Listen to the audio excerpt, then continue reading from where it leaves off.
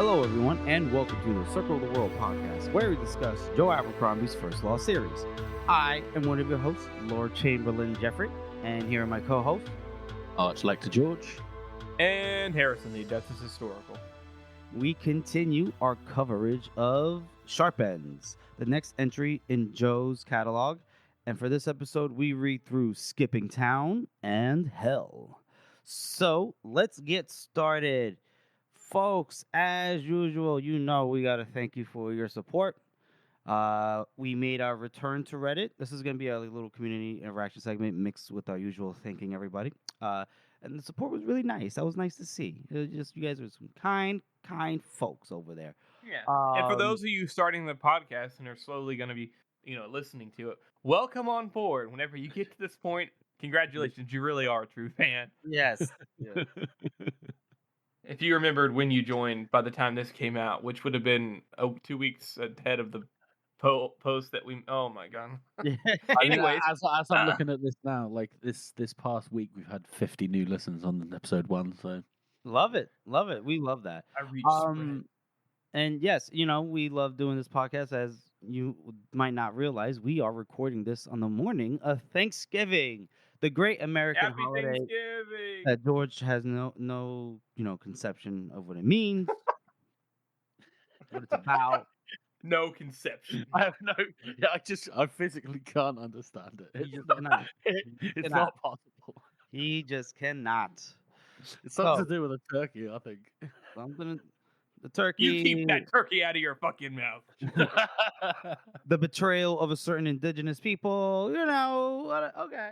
I don't talk about that. We're Americans, Jeff. We don't talk about that. Everybody knows. Very true. Very true. So we just wanted again to thank you all for your continued support. We will, besides promoting Sir Spaceman's Sharp End sign up sheet, for the memeing every chapter, which I feel like I said this last episode, but is that done in terms of like signing up?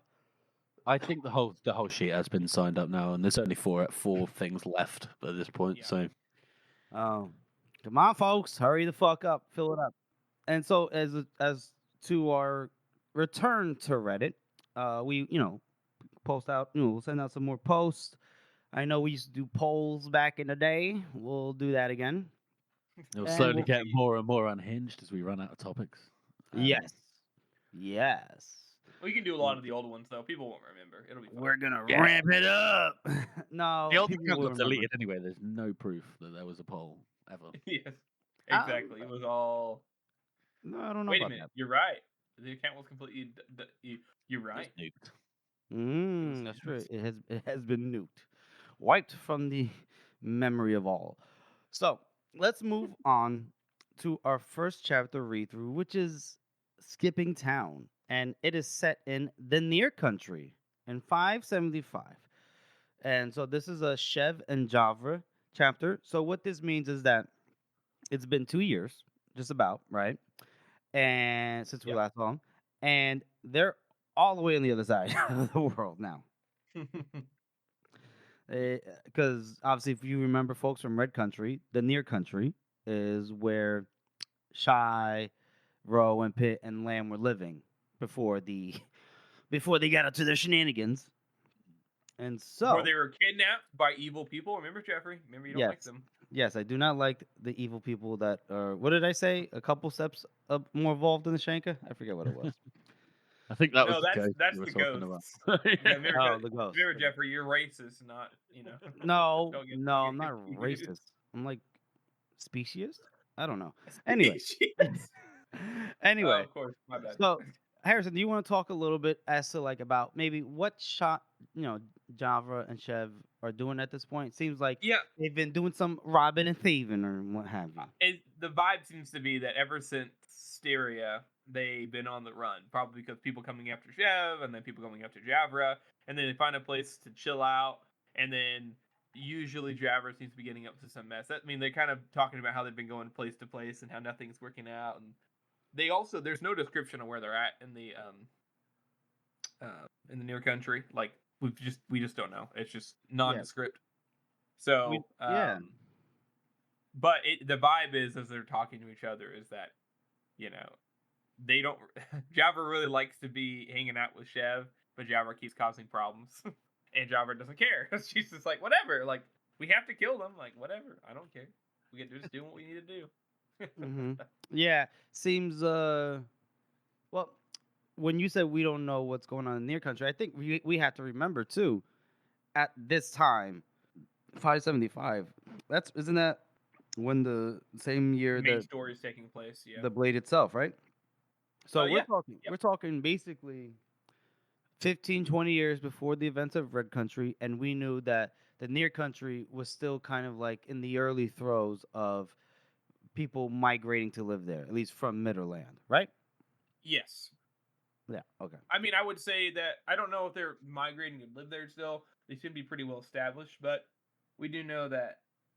Well, like Crease is not around at this time. We know that. Oh, you mean out there? I mean, Crease is Well, probably around. There's No, probably just not that many people. remember, Carla, the mayor and Papa Rain They found on it, a map. right.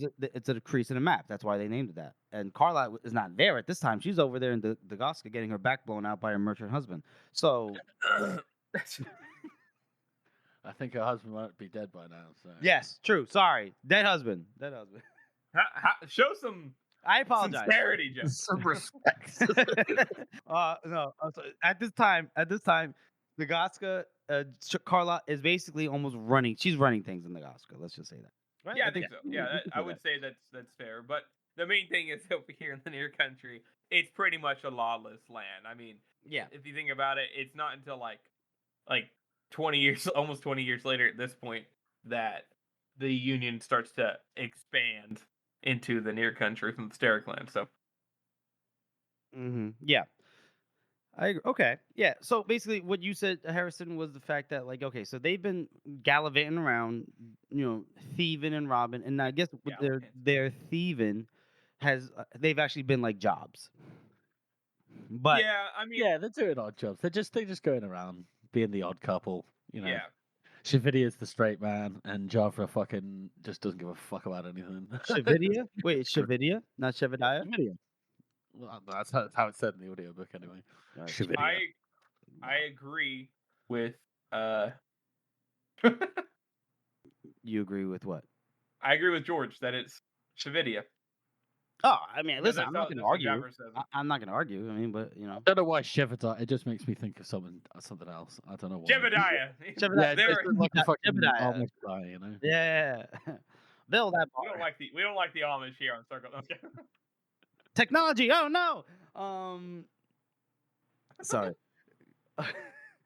So they do consider the possibility that the person that they hired them to do this job that apparently involved like 12 guards as opposed to what they thought were going to be 2, and a sorcerer, what have you, that they're considering the possibility that there is very good likelihood he was going to double cross them, right?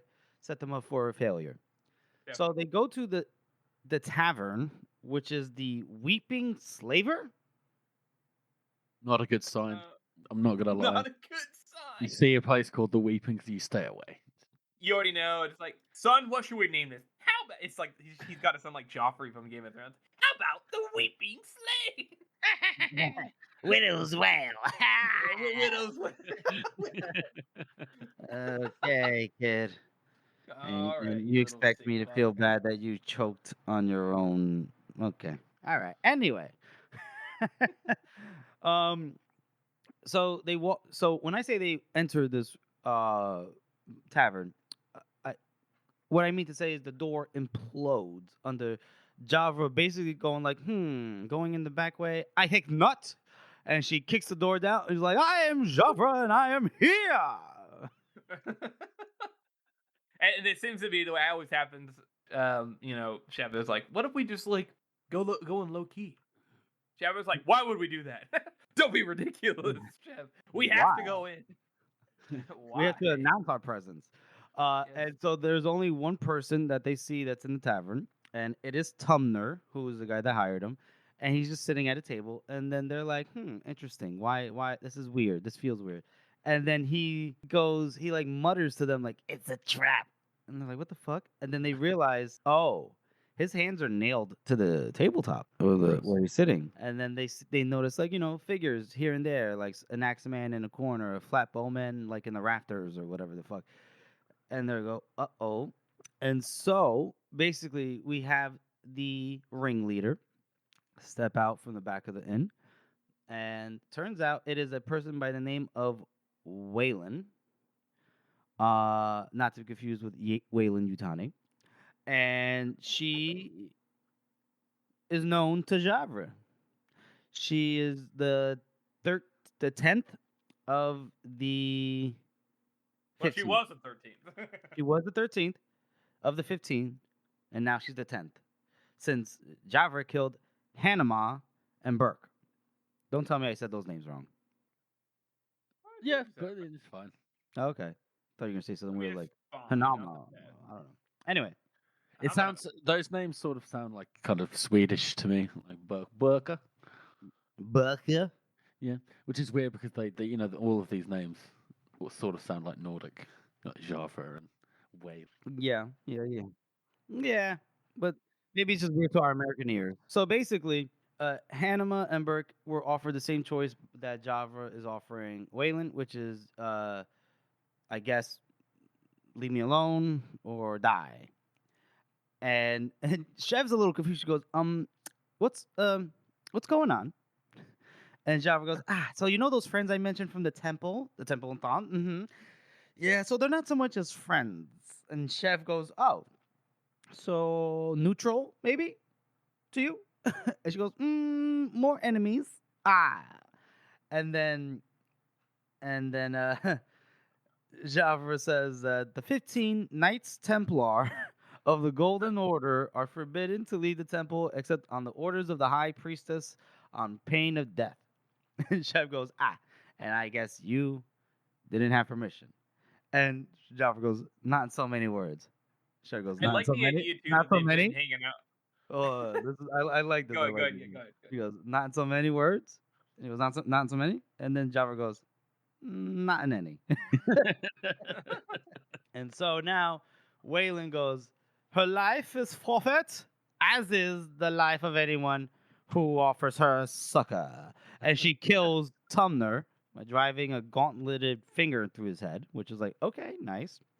And then Chev, I guess this is like a thing where it's like the lack of education or something. She goes, well, I've offered no succor. That I'll tell you that. I like a good succor as much as anybody, if not a great deal more. But Javra, no offense, but she ain't my type.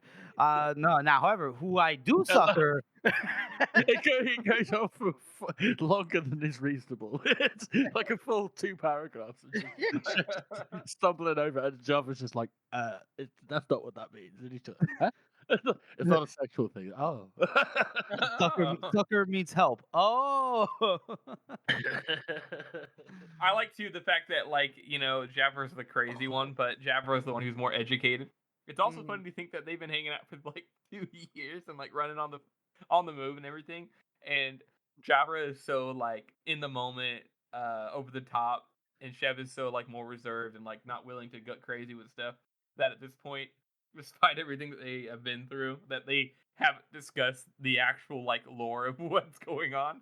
Like they haven't actually talked about the fact that she's being chased after by her sisters or whatever, who she fought with or whatever.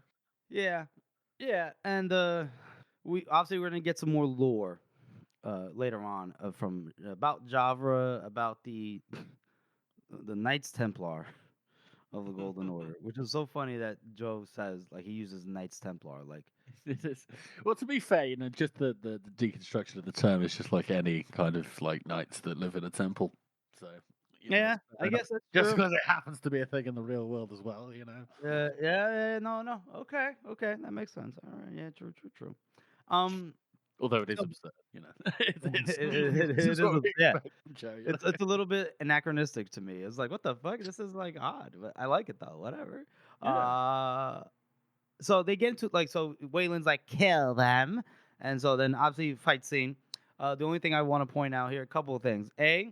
Right before the fight starts, Chev had like loaded a mechanism on that's I guess on her wrist that like shoots up a a throwing knife into her hand, but apparently the spring was wound too tight and it shot through her hand, not through her hand, but like through her outstretched fingers, and it cut the rope of a chandelier that was right above Javra and Chev, and then it fell, crushed the guy that was walking towards them, and then but it just completely missed them. Like they just were in the center of the chandelier that Task reserved the failed space. successfully. You know. That was funny. Doesn't And- Joe love a good throwing knife antics? You know. Yeah, yes, he does. You're right. You are right. Because the throwing knife is the most ridiculous thing to actually try and do in a real fight. So it's good that he takes the piss out of this. Yeah, yeah. Well, although though it's effective, I've seen it. We're working in movies. I've seen it work. I've actually thrown throwing knives, and you can do it. It's possible. You can do it. Yeah, it's just like there's 100. You just just stab someone with the knife that you have in your hand and not throw it away. Right. Why would you throw it away? Right. Yes. I do like though that she's like you guys said, it's like this thing, but like honestly, that's a crazy good throw. Yeah. Joe will be like, check this character out. That's right, they can throw knives, and even the characters themselves are like, yeah, I'm pretty badass. Hell yeah. So yeah, basically they get into a fight now. And the other funny thing that happens is at some point while Javra, obviously is taking out multiple people at the same time. One person is bearing down on Chev. Chev does the classic, wait, and points over his shoulder, and he turns and looks, which is so funny. And I like how she goes, it is amazing how often that worked. And so she took care of him. I feel like Joe, for this fight scene, it's all of the less serious things that he's taken out of other fight scenes throughout the last 6 books. It's like, okay, that's just a little bit too silly, so I'll save it for later. And he shoves it all into this fight. I think it's brilliant. Yeah. It's very No, true. it is good. So then after they kill the thugs, then it's just Waylon, Javra, and Chev, and Javra's like, "Oh, things must be going downhill if you're getting this kind of shitty quality of thugs." And like, I could find it in short notice, but it was always going to come to this. And so Waylon, one thing we didn't really get into, she's similar to Javra, tall as shit, strong, one What arm. are they feeding these women in thongs? It's like, yeah, what's in the water over there? Good lord. I want to go over there. Yeah, I know you want to go over there. You want to be manhandled by somebody like Javra. Do you not? And Jeffrey? then, I mean, yeah, I guess. You know what? I do, Harrison. Thank you. So Javra gives her the choice, like, look, just tell the high priestess I'm not going back. I am free. I'm no one's slave. And then Waylon's like, yeah, no, that's not gonna happen.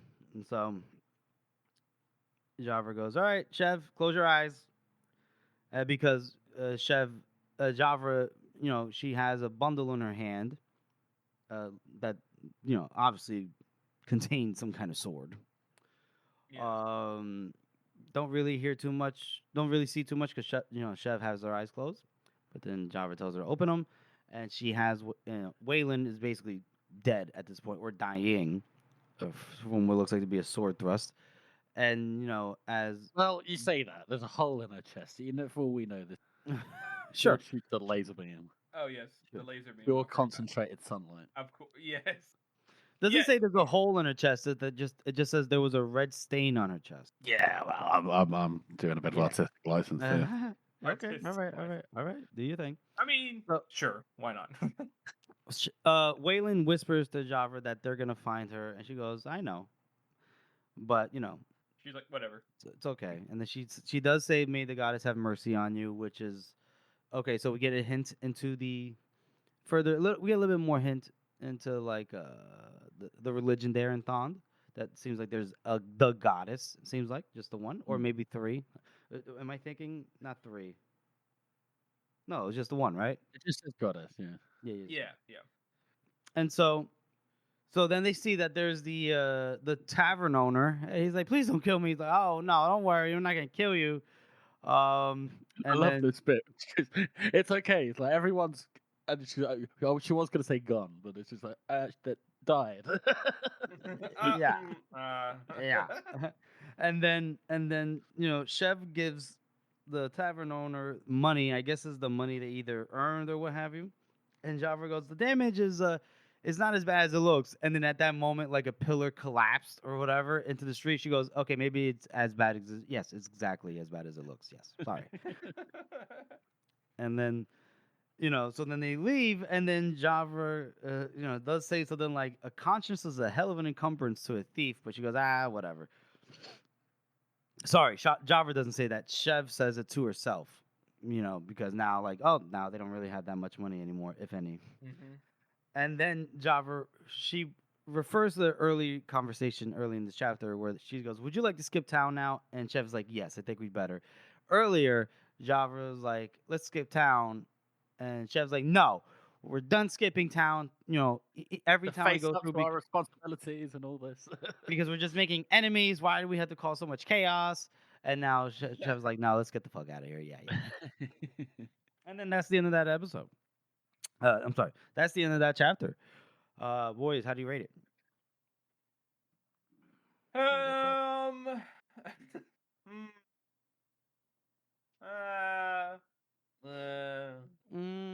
It's better than the last one. You think It's so? a lot more. I like it. I think it's funny. There's a lot more subtlety in this one. There's a lot more like it like it feels like they have more rapport. So the comedy feels more natural, I suppose. Yeah. Mm-hmm. You definitely get the sense that they know each other a bit better, and Yeah, it's been 2 years. You've been and traveling. like I say, these chapters are just like a comedy duo. So it's Yeah, fine that it's a bit silly, and there's a lot of lore that gets brought up that is never going to get brought up again. It's fine. Don't worry about it. I don't know. I feel like it's pretty average. So with average, I'm just gonna go right down the middle. I'm gonna go 4 and a knuckle. Yeah, I'd say about a 4 as well. I'm gonna go with a 3. Dude, somebody doesn't like joy. Listen, the next chapter is, I don't know. I enjoyed this chapter just fine. Like, it's entertaining. Like, it's interesting to have the lore stuff, but like, I feel like this chapter is weak. It's pretty weak. Like, the last chapter is kind of weak, but it's more like in at least the last one has structure more. This is more just like, oh, let's check in on them. Like, what are they up to currently? Oh, those silly rapscallions. Look at them getting into trouble. Rapscallions. So I'm like, I don't. That's kind of how I feel about it. Okay. Interesting. Well, with that, all right. Okay, so with that, we'll move on to our next segment, which is our best meme of the week. So, Georgie boy, that's you. Take it away. So this week we have a user on Reddit called T.O. the News. I think that's how you're supposed to say that. And it's the classic, the songbird getting overwhelmed by the crow meme. Yeah. And I think, Harrison, you did it best earlier, but it's interesting how Joe writes his characters. I'm actually having like a conversation about it. And then the crow's like, the bloody nine's a demon from the other side. He's really a good person deep down. He's got demon blood. I can't wait for him to come back. Every single discussion about fucking about Logan so true. just turns into this. And then you scroll down, there is someone making that exact point in the comments. For fuck's sake. It's even funnier. It's like meta commentary. Art imitates life, right? It just. Yeah. I had to pick this one because every single, like, you guys know, every single person talks about this. Every single person that's read to Abercrombie. It's one of the first things they talk about. It's like, oh yeah, the bloody light's so cool. But, like, I think you missed the point. He's not a good person. Yeah. So yeah, thank you very much for that, T.O. the News. Yep. Good stuff. Yes, thank you. It was a good one. We enjoyed viewing it. Yes. So we'll move on to our second final chapter read through, which is a good one. This is a popular one, folks. This is Hell. And this one by Joe Abercrombie. By Joe Abercrombie. Circa Dagoska, spring 576. Now, we kind of know what happens in Dagoska around spring of 576, don't we, folks? If you might need a little refreshing of your memory of before they are hanged. Wait a minute, Jeffrey, isn't that The Siege of Dagasta? Isn't that during the same time period? Yes. Is this going to be a Glockta chapter? Another one?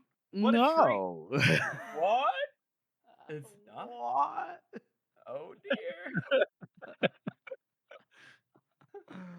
Yeah, so folks, we do come back to the perspective of a POV that was in a previous book. I'll just say it. The previous book we just covered. Temple. Our boy Temple. And at this time, again, he's 15 to 20 years younger here. Yes. He might just be a lad, like a 20-year-old lad, I think, at this time. And, well, this is basically like the last days, if not the last day of this siege. This is after Glockta's already left, right, with the practicals and everything. And Temple is running through the streets of Dagasta while it's coming under artillery fire. And if you remember, folks, the Gurkish, they have something called Gurkish fire, which is literally just black powder. It's gunpowder, right? Yeah. Filled in barrels with, set on fire, whatever the fuck have you, and then boom, raining down hell on the city. So there's a lot of rubble. There's a lot of bodies strewn everywhere. Temple is running, and he's seeking the great temple. Temple is seeking the great temple. Yeah, this is that same temple, by the way, that the Gurkish were kicked out of originally, and then Glockta was like, "What the fuck? This is their city. We need them." The Dagaskans. Yeah. Yep. Remember they considered themselves separate from the Gurkish. Don't forget that. Yes, they're a They are. cease. They are. For the game. Yes. As the Adeptus Historical, this is up your alley. I never You said can that know they this. weren't. No, okay. Sorry. All I said was I was saying I was reminding the audience that this the is the same implication temple that was clear, sir. the Dagaskans were kicked out of their own temple by the Union. Glockta came in and said, "This is Mhm. fucking stupid. Put them back in the temple. We need their help." This is Yes. that same temple. That's all I was saying, Jeffrey. You Yes, damn monster. Wow, that's hurtful. Trying to get under my skin. How does it feel? You're under it. You're under my skin. I wouldn't be surprised if Harrison's like, secretly plotting my murder, my demise. I don't like that look. Anyway. So, as he's running, he even like runs into a poor woman that is under some rubble.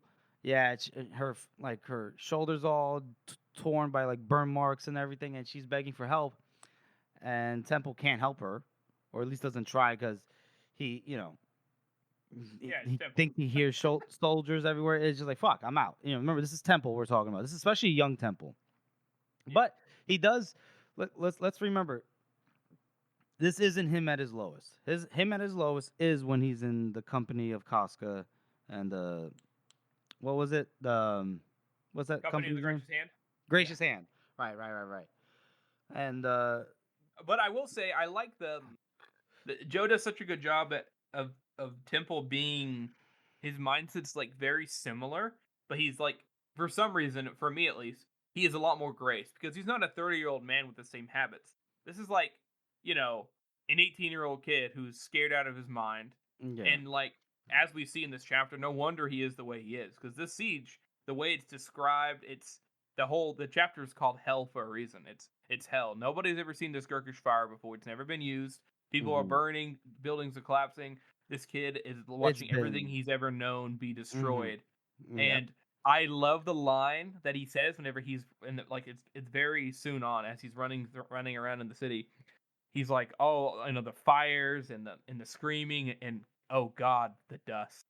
And I love that because obviously he has the same thought process later on whenever he actually is dealing with the dust from the trek down to Greece. And all it puts in my mind is the fact that like whenever he's tasting all that dust in the air on the trek to Greece, maybe he's thinking about Dagasta, because it's the same exact line. Oh God, the dust. Because I listen to audiobooks, I don't actually have the hard copy of Sharp End, so I'm not 100% sure exactly where it's at. I'm pretty sure that's what it said. I mean, maybe I'm crazy, but you might be crazy, dog. He says the dust. So in the very beginning, Yeah. There's a part where he goes, a piece of stone smashed through a cloud and a wall in a cloud of dust, and then there is a thing where he goes, he reeled to a stop against the wall, caught by a sudden coughing fit. His chest raw from breathing smoke, from days of breathing smoke. His eyes ran with tears from the dust, from the fear. Like that. That's the only other thing I Oh. see dust. Oh, I must have placeboed it, or not Mandela it into Yeah, existence. oh, Mandela effect. I think though him saying the dust like that, I don't know. I just feel like him having all the stuff with the dust before it is him being like, oh No, I god, mean that's a nice callback for sure. That's a nice callback like for sure. like later on, that's why he's like that. You know what I mean?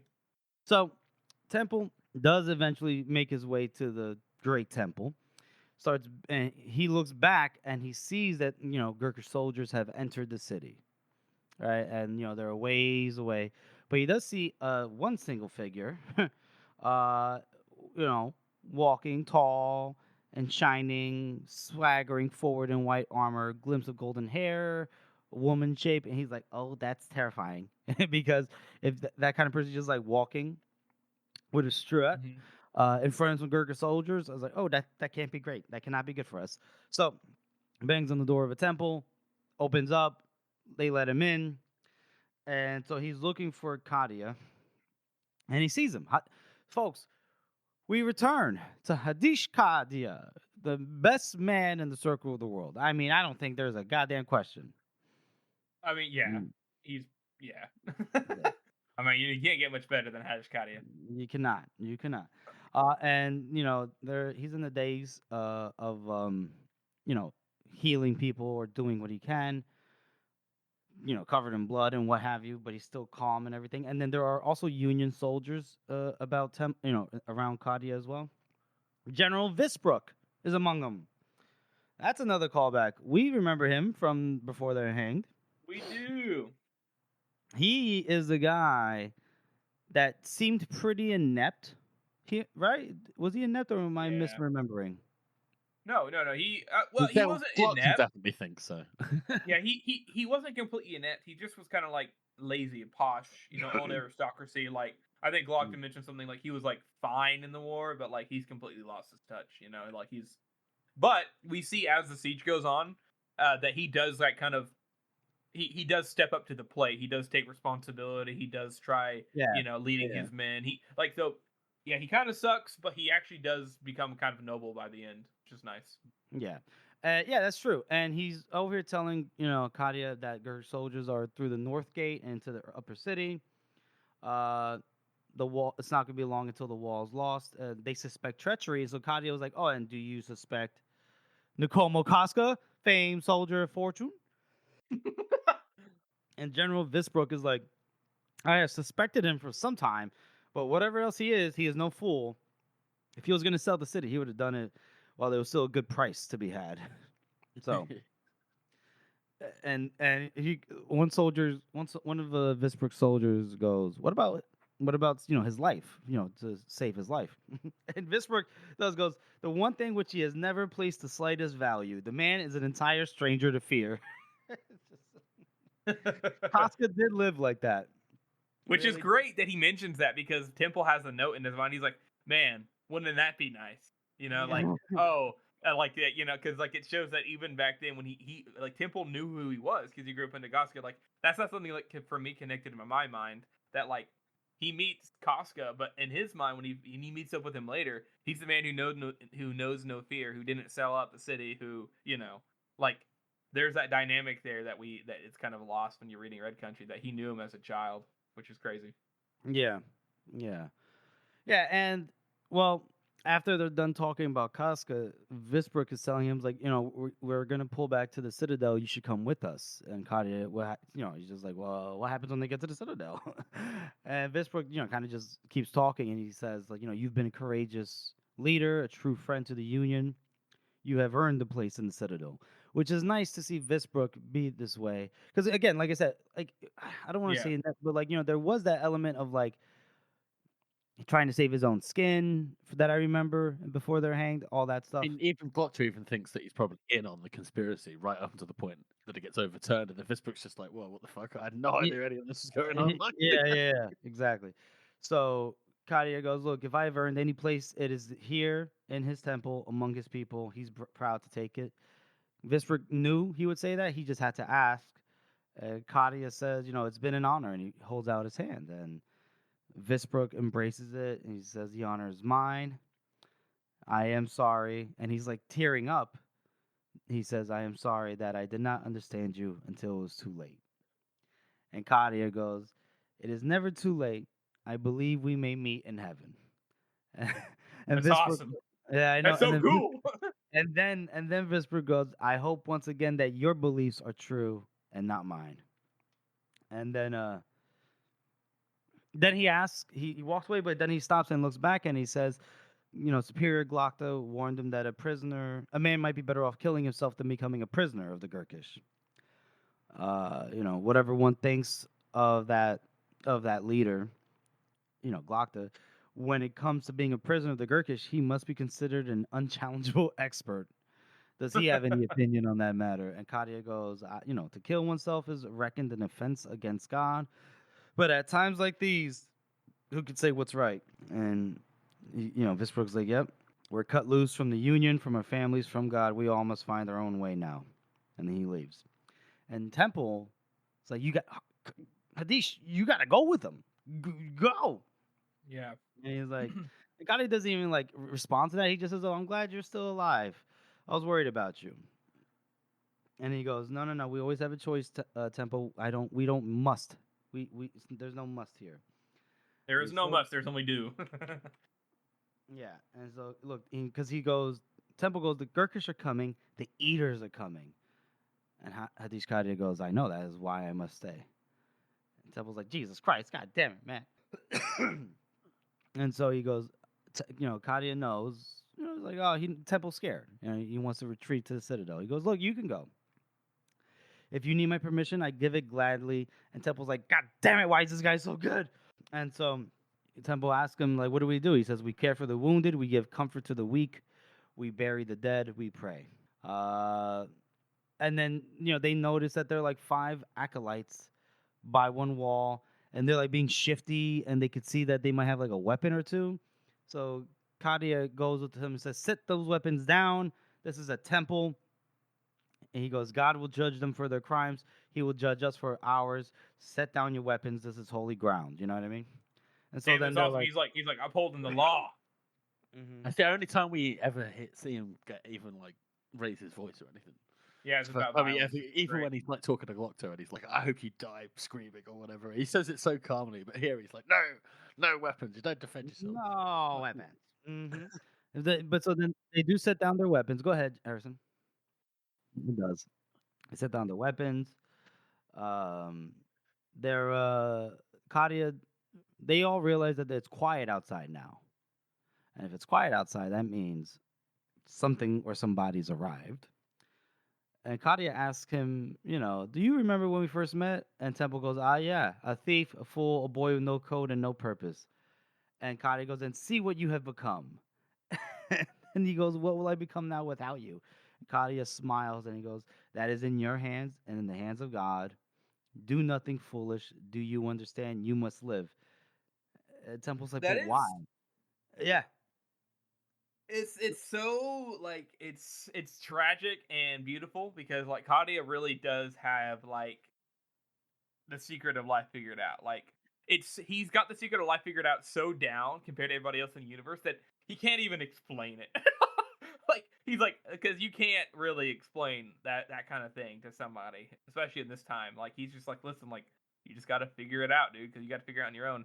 And we can see why Temple's so affected by this death.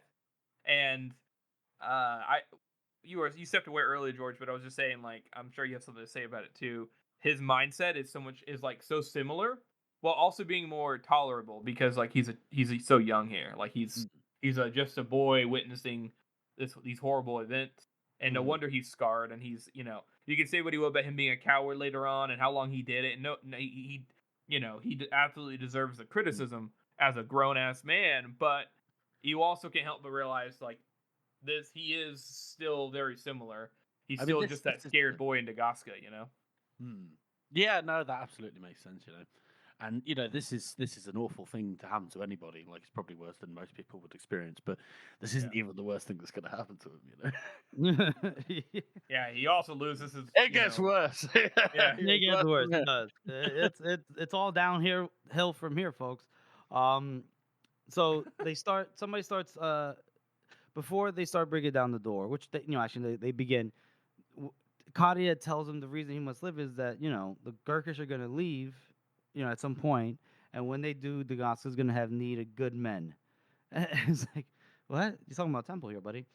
Um, so then they try to break down the door, the Gurkish outside, and then they stopped, and then somebody was speaking impossibly loud words, and then like letters almost were burned into the door, and then it just fucking exploded, and then 5 figures walk through, and they all are in white armor. They look young as shit. They look like they have perfect faces and all this stuff. Oh. And it goes, "Greetings from the Prophet Kulul." That's the first person, and then they, again, like I said, there's other 5, and then one of them's that golden-haired, tall one, that tall woman that Temple had seen earlier. She like says, "Hello, my pretties," smiles at Temple and winks, and he's like, "Ugh." And then I would somebody, be horrified. yes, I would be too. And somebody, one of those acolytes that Kadia had just said, "Hey, put down your weapons," must have picked them up and was like, "Ah!" I tried to like do something, and then that same eater just crushed his head. It's like, ah, okay. like it's nothing. And so Kadia, repeats. He goes, "Be still, all of you." And then the foremost of the eaters like, "Oh, so you're the leader." He goes, "I am Kadia, Hadish of this temple." And then this person says, "A priest then, a man of the book. Dagaska has been the birthplace of many holy men, revered philosophers, admired theologists, men who heard the voice of God. Are you one such, Hadish Kadia?" And Kadia just says, "I am but a man. I struggle to be righteous." That's all he says. And that's it's interesting that this little exchange is very interesting to me because like we really don't know anything about like the cultures very much at all in depth of Kanta because obviously Joe has talked about this before 1,000 times. He just doesn't want to do it because it's not his culture. He doesn't quite understand it. He doesn't want to misinterpret it and things like that. But it is cool that like they come in. These are eaters. These are like the most evil beings. Some of the most evil beings that we know of. And they're like, "Oh yes, Dagaska, the birthplace of like a lot of religions and authenticity and temples and all this." And even though they all have like a central faith of having a faith in like God, and they have different interpretations of it. It's interesting that these guys come in and go, "Wow, nice place. You're the you're the priest. Oh no shit, you really are the priest. Okay, no, you're the homie." Like they're so like respectful. It's weird. Yeah, it is. And then I think because they get a sense of who Hadish Kadia is, right? Because even when he says, "I struggle to be righteous," this eater goes, "Believe it or not, so do we all." And here's where the road to righteousness has led him. And he asks Kadia, "Do you know who I am?" And this guy is he has a sad look on his face. And then Hadish Kadia says, "You." Mamoon, you damn snake! Fruit of the desert, thrice blessed and thrice cursed. Folks, we see Mamoon once again. And I like how Mamoon goes, "Every year the curses weigh heavier and the blessings seem more dust." And then Kadia goes, "Well, look, I mean, you have only yourself to blame. You broke God's law and ate the flesh of men." Mamoon's like, "Yep, women, children, everything that breathes. If only he had known then what he knows now, things might have been different. But it's easy to speak of the past, impossible to go there. I'm powerful in ways you can only dream, yet I am still a prisoner of what I have done. I can never escape the cell I have made for myself. Things are what they are." And Kadia goes, "We always have a choice." And Mamoon smiles, and it's like hopeful, apparently. This hopeful smile. He goes, "Wow, do you really think so?" And then Kadia's like, yeah, God tells us so. And Mamoon goes, all right, well, I'm going to offer you your choice. Sorry, can Jeff, take just them. before you do that, are we going to skip over the fact that Mamoon did not only the men, but the women and children too? I said that. But, oh, I said that. Star Wars reference. Star Really? Wars, yeah, I was going to say, but didn't bring enough attention to it, but that's all right. Yeah, sorry, I don't know. Do you want to talk about it now? Okay, all right, my bad. My bad. My bad. He says we can take them, and he looks at all the people around him. He could take all of them, but Kadia would be spared. Or they could take Kadia, and they will all be spared, or they will be spared. And Kadia confirms, he's like, all of them. He goes, all of them. And then Temple's like, this is the time for me to just, I volunteer as tribute, whatever. Everybody, but nobody moves. Nobody moves.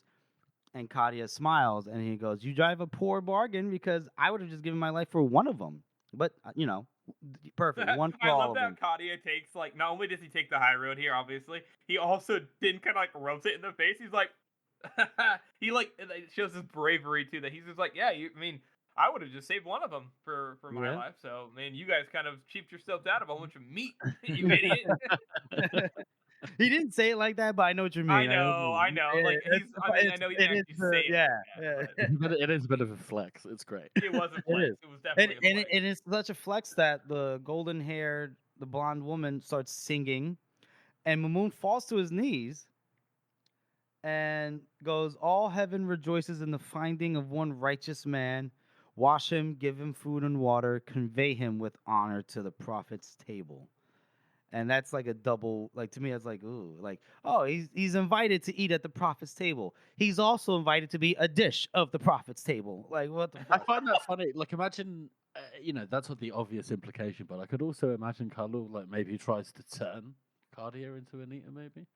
Like, even this pure person can be corrupted by my power. No, I don't think Mamoon's like that.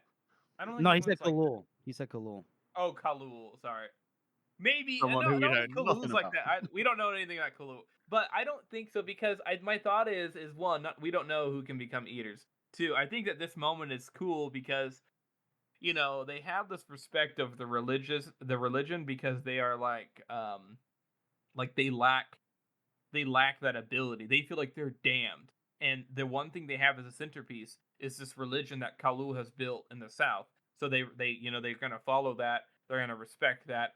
And the odds of finding somebody with all these eaters who's just going to be like, yeah, no, I will be eaten. And then they give them the biggest honor of being able to be eaten by the prophet rather than being eaten by, just some random eater. They're going to march his ass probably in grandeur all the way back to the temple in Shafa just so Kalul can eat him.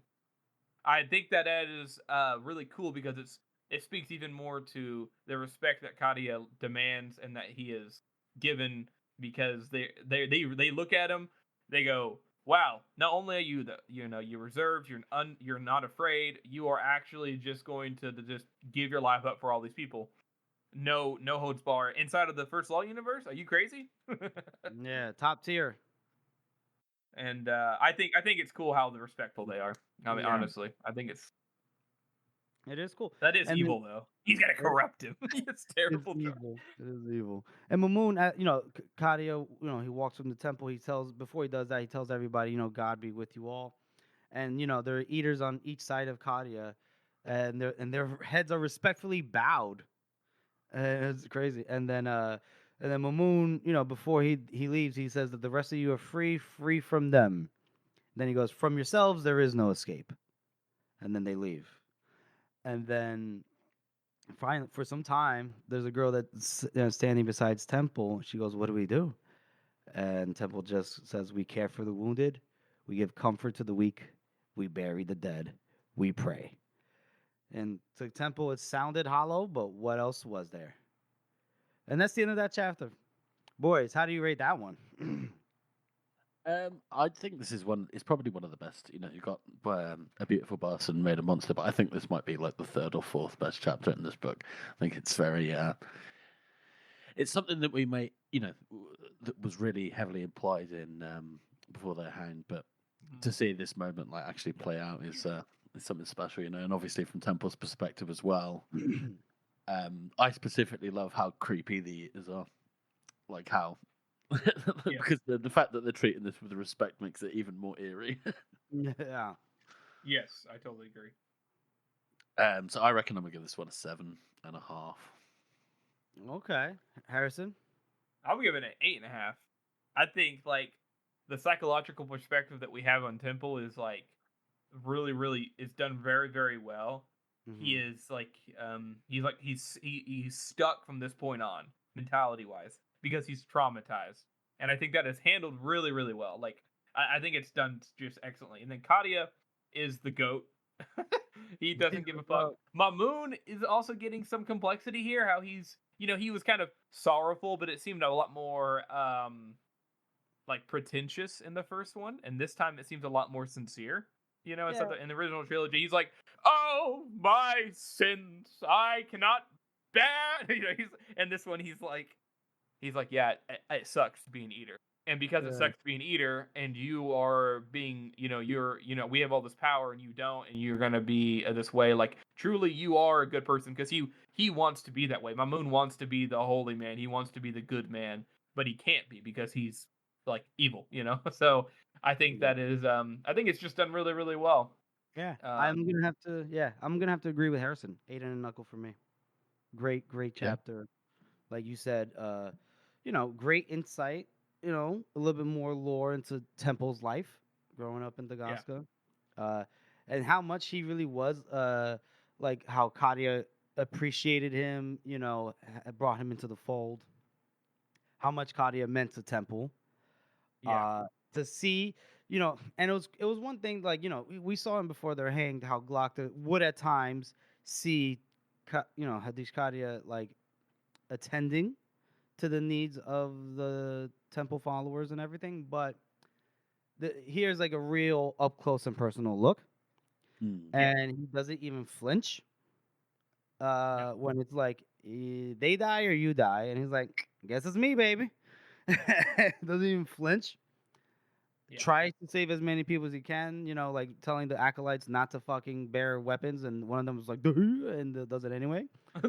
Good to Yeah, that guy he should have just waited another 5 minutes. He would have been fine. Yeah, it would have been fine. It would've just chill the fuck out.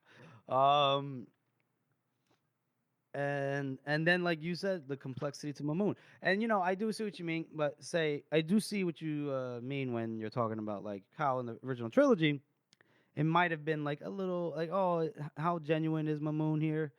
And I Yeah, think part of that is like, I think he's trying to be, but also hard to. It's hard because like he also hates Baez, and Baez is a dick. true. Mamoon, you damn snake, and everything. And so I think that's layered because there's like a personal vendetta there, That's right? true. Yeah. As opposed to here, there's not. It's a personal. I mean, it's personal in the sense of like the Gurkish against the Union, but other than that, like these people are just the Goskins, and Yes. here Mamoon is encountering, what we say is like the only truly good man in the circle of the world of the first law universe. And Mamoon's just like, fuck, I am struck by this. So I love Yeah. it all. Love it all. 8 and a knuckle for me. And now we'll move on to our final segment, which honestly is kind of going to be a kind of a continuation of what we were just talking about because it's our character spot. And boys, I mean, who we spotlighting? we we do like Mamoon, but Kadia obviously he's so um good. He's not good in the sense like he's good in like the like he's not a good person like he is, but he's not like, oh, I am a good person. It's more like he understands the meaning of life and the value of it and he's got it nailed down.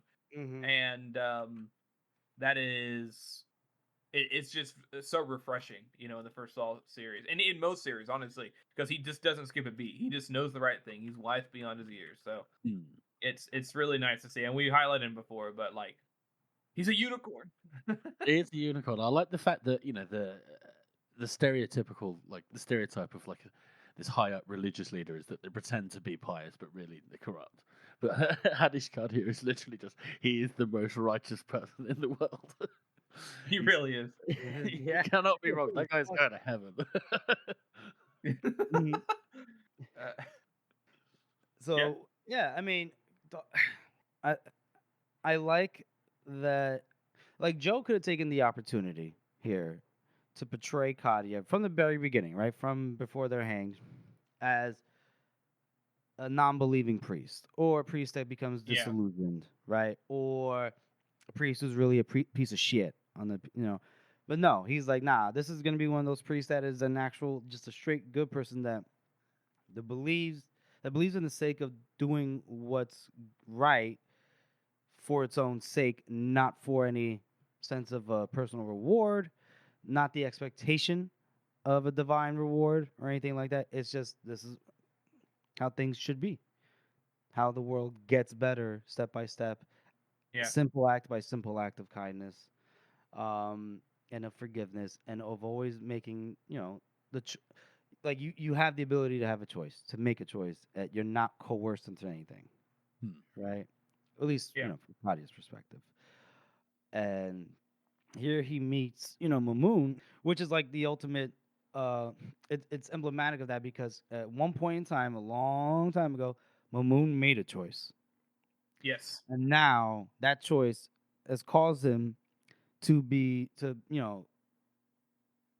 don't know, to be cursed, or stuck to continuously have to eat people.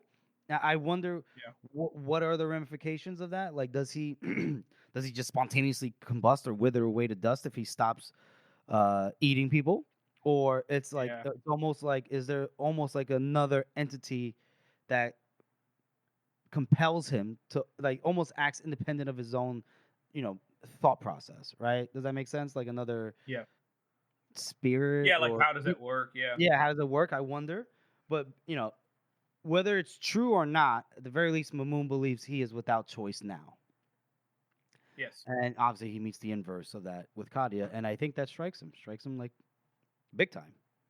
Yeah. Because I think if the shoes were reversed, the roles were reversed, then I don't think maybe Mamoon knows, maybe he might not have made that choice. I think most of the eaters, they always express that, don't they? That, if they were given the choice again, if they knew what was going to happen, they probably wouldn't do it. But at the same time, I feel like a lot of them get forced into it anyway. Like Schickel definitely said that she was forced into it. So I don't know. Yeah, it's sad. It's either way, it's sad. It's wrong. Yeah, it's terrible. I always thought it was good that the eaters are sort of portrayed that way, like, they're the bad guys, but objectively they're the bad guys. But they are. No, still... let's not forget, they are cannibals.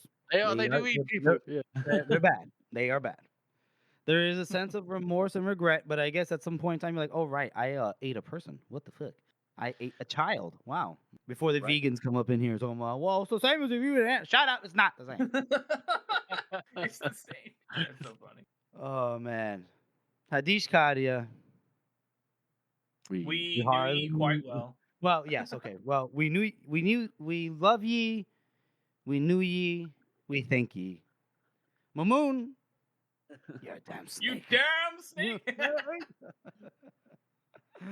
I love it. Well, that's it, folks. That's our show, everyone. We want to thank you all for listening and supporting this podcast. As you know, this is a passion project for the three of us, and your support means so much. Join us next time as we cover Two's Company, somewhere in the north, somewhere 570. Make sure you follow us on all of our social media, or shoot us an email at circleofthewordpodcast@gmail.com. And if you haven't already, please subscribe to our podcast on Apple Podcasts, Spotify, or wherever you get your podcasts from, including YouTube. And please make sure to rate and review us. Thank you all again for listening. We always have a choice.